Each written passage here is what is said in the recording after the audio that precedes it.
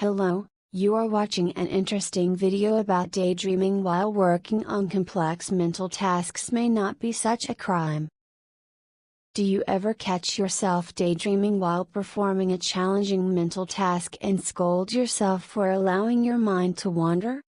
Perhaps this is not such a bad thing, suggests a study that found employing brain areas linked to off-task mental states, including daydreaming or reminiscing, enhances performance on certain complicated mental tasks.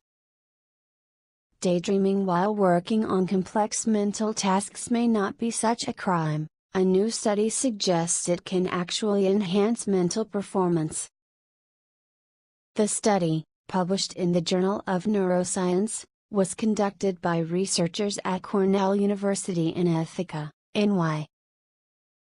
They explain it was previously thought that in order to solve a mental puzzle, the brain's executive control network for external, goal-focused thinking needed to activate, while the network for internal thinking, including daydreaming, had to be decreased to avoid background noise.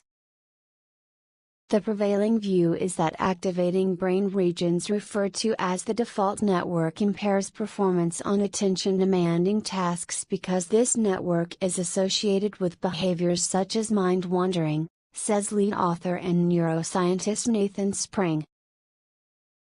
Our study is the first to demonstrate the opposite, that engaging the default network can also improve performance, he adds. Spring explains that previous neuroimaging studies have shown that activation of the default network obstructs complex mental tasks. However, in most of these studies, the mental actions involved with the default network conflict with task goals. He uses the example of thinking about last weekend's activities while taking notes in class. In this situation, the ability to keep up and take effective notes would be diminished. Short-term memory performance linked to greater activity in default network. To further investigate how externally and internally focused neural networks interact to encourage complex thought, Spring and colleagues took a new approach whereby tasks such as reminiscing can boost, rather than hinder, the goals of an experimental task.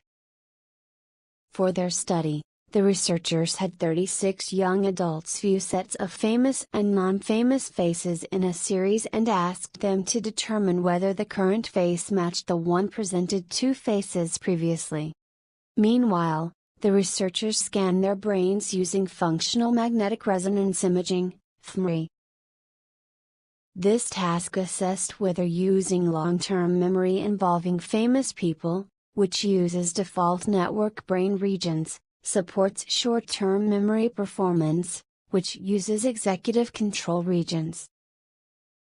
Results shows that the study participants were faster and more accurate when they matched famous faces than when matching anonymous faces, suggesting their better short-term memory performance is linked to greater activity in the default network.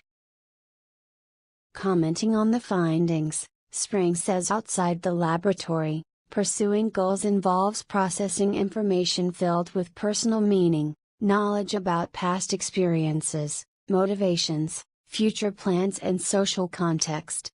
Our study suggests that the default network and executive control networks dynamically interact to facilitate an ongoing dialogue between the pursuit of external goals and internal meaning. Though their study had a small sample size, Spring and his team conclude that their research shows how activity in default brain regions support performance on goal-oriented tasks when this aligns with actions supported by the default network. In other words, when the conditions are right, mind wandering can help boost complex mental tasks. Please read this disclaimer carefully. Notes and references.